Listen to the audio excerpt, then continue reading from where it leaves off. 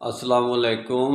Islamic phobia کے بارے میں جو یہ ان کی ٹریننگ ہوتی ہے دینی جماعتوں کی، جیسے کہ جماعت اسلامی کی ٹریننگ ہوتی ہے، اس میں ان کو یہ بتایا جاتا ہے کہ ہماری جماعت فرقہ پرست جماعت نہیں ہے۔ ہمارے افغانستان کے اندر جماعت اسلامی کا نام حزب اسلامی ہے، اور ہماری سوڈان کے اندر الجزائر کی تحریک مہدی سوڈانی کی تحریک جماعت اسلامی کے نام سے ہے، اور اسلامک سالویشن فرنٹ جو الجزائر کے اندر ہے وہ سمجھ لو کہ جماعت اسلامی ہے، اور اس طرح کر کے مختلف جو پوری دنیا میں اسلامی تحریکیں ہیں سمجھ لو کہ وہ جماعت اسلامی ہی ہیں۔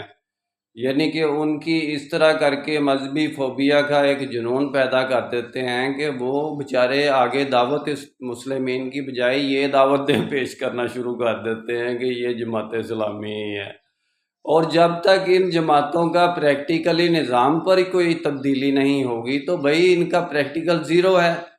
مولانا مودودی کا انقلاب زیرو ہے، مہدی سوڈانی کا انقلاب زیرو ہے، الجزائر کی سالویشن فرنٹ کا انقلاب زیرو ہے، حکمت یار کا افغانستان کا انقلاب زیرو ہے۔ اس کا پریکٹیکلی فیل معکوس اثر پڑا ہے، الٹا اثر پڑا ہے، اسی رشین فیڈریشن کے وہ غلام بن گئے ہیں جس کے خلاف وہ جہاد کر رہے تھے۔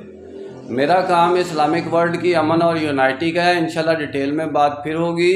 نسبت وحدت خدمت خیر کے ساتھ، اللہ حافظ۔